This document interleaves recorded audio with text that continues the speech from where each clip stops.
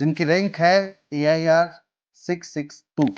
ये तो पेपर जब नीट का पेपर देते हैं उसके माइंडसेट पे भी डिपेंड करता है। आपने इनको गाइड नहीं किया या आपने ज़्यादा पढ़ाई कर ली?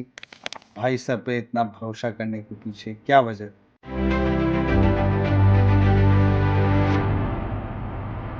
इस वक्त मेरे साथ हैं 3 बहिनें हैं जिन्होंने नीट को न केवल क्रैक किया है बल्कि एक साथ नीट में अपना चयन करवा कर सबको चौंका दिया है, घर वालों को भी और कोचिंग वालों को भी। ये सिलेक्शन इसलिए भी बेहतरीन है क्योंकि जिस कोचिंग से इन्होंने इस नीट को क्रैक किया है, वो कोचिंग हाल ही में अस्तित्व में आई। पहले ही साल इस तरह का धमाका, ये अपने आप में एक अनोखी मिसाल है।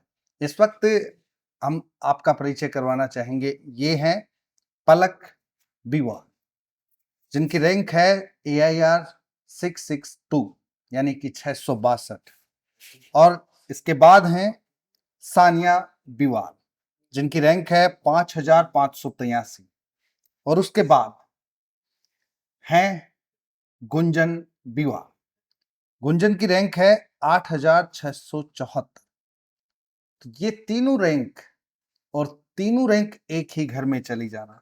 सबसे पहले तो आप सभी को बहुत बहुत बधाई और कॉन्ग्रेचुलेशन इसलिए भी कि तीनों ने एक साथ नीट क्लियर किया है, और कॉन्ग्रेचुलेशन इसलिए भी दीप करियर इंस्टीट्यूट, जो कि अभी अभी इसका पहला साल है, पहला रिजल्ट है, और इस रिजल्ट में आपकी तिकड़ी ने कमाल कर दिया।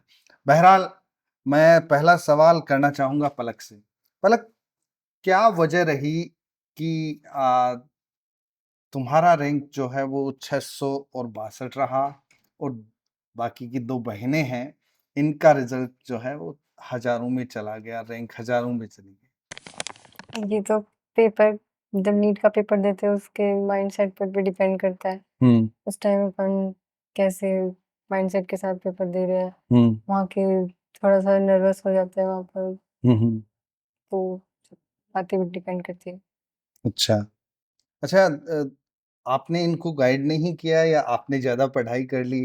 नहीं, हम तीनों साथ में अच्छे से बैठ के पढ़ाई करते थे। अच्छे से बैठ के पढ़ाई करते थे। एक-दूसरे के डाउट एक क्लियर ही रूम में रहते थे? हाँ, मतलब हम दोनों साथ रहते थे और वो अलग रहती थी। हाँ, लेकिन पढ़ाई हम मैक्सिमम टाइम साथ में ही करते थे। अच्छा, बहुत सारी जो कोचिंग्स हैं सीकर के अंदर, और सीकर कोचिंग हब भी कहा जा सकता है।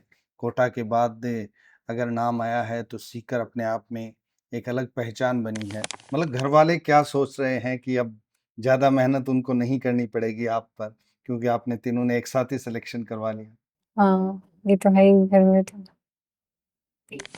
अच्छा, थोड़ा-सा पलक जो है वो कुछ अलग सोच रही होंगी दिमाग में। सानिया जी के पास चलते हैं।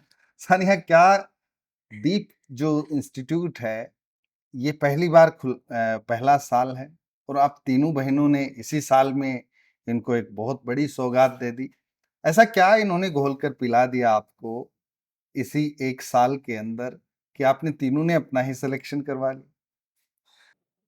सर की बातों को फ़ॉलो किया, सर जो बोलते थे उसको फ़ॉलो किया, तो आज हम तीनों बहनें डॉक्टर बन गई। अच्छा, दीप करियर इंस्टीट्यूट जो है भाई सर ने खोला, भाई सर के नाम से मशहूर है।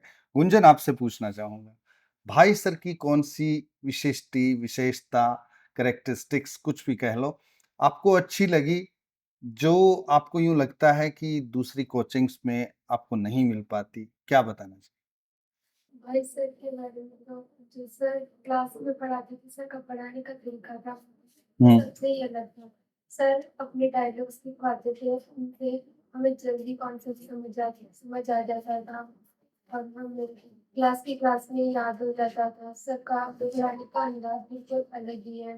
अ, पलक, आपसे पूछना चाहूँगा, उन्होंने बताया कि अंदाज़ अलग है, तो भाई सर का क्या स्टाइल, अगर पूछा जाए उनके सब्जेक्ट के रिगार्डिंग, तो आप उदाहरण देकर क्या बताना चाहेंगे? सर ऐसे डायलॉग से जो डेली लाइफ में ऐसे यूज़ होते हैं उस तरीके से ही सर हमको इतना क्लियरिटी से समझाते थे, तो अच्छे से हमारे कॉन्सेप्ट क्लियर हो जाते थे। हुँ। उस अच्छा, मटेरियल की बात की जाए तो आपसे ही पूछना चाहूँगा, मटेरियल कौन-सा बेस्ट रहा आपके लिए? क्लासरूम की नोट्स या भाई सर का कुछ अतिरिक्तांक वो निकालते रहते हैं वो, या क्वेश्चन फ्रेमिंग वो, क्या कुछ बताना चाहेंगे? हाँ, सर के नोट्स नोट्स तो बहुत ही अच्छे थे। सर हुँ, के जो नोट्स होते हैं वो बिल्कुल एनसीईआरटी बेस होते हैं। मतलब ईज़ी वे में होता है, एनसीईआरटी को बिल्कुल ईज़ी वे में समझा के सर ने अच्छे से नोट्स बनवाए, उसे हमने बहुत अच्छे से रिवाइज़ किया। और हुँ, सर की एक बुक है फाइनल स्टॉक, हुँ, उसकी जो क्वेश्चन फ्रेमिंग है वो बहुत ही अच्छी है, उससे पूरी एनसीईआरटी रिवाइज़ हो जाती है। सर ने बहुत अच्छे क्वेश्चन डाल रखे हैं उसके अंदर, हुँ। तो उससे तो बहुत ज़्यादा हेल्प मिली है। बिल्कुल एज़ इट इज़ वैसे क्वेश्चन भी देखने को मिले हैं सर की बुक से। तो ये थी 3 बहनें और थ्री सिस्टर्स का कमाल, नीट को क्रैक किया है एक साथ।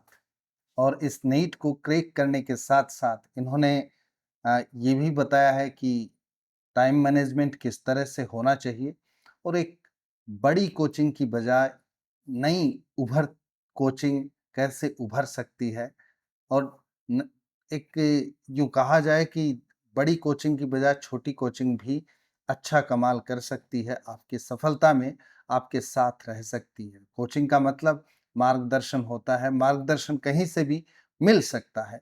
बहरहाल कोचिंग की महत्ता को भी हमने जानने का प्रयास किया इस एपिसोड में, और कुल मिलाकर तीनों बहनों ने वास्तव में कमाल किया है।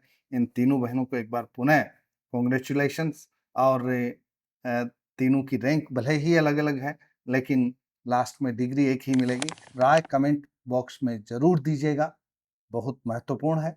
जोहार।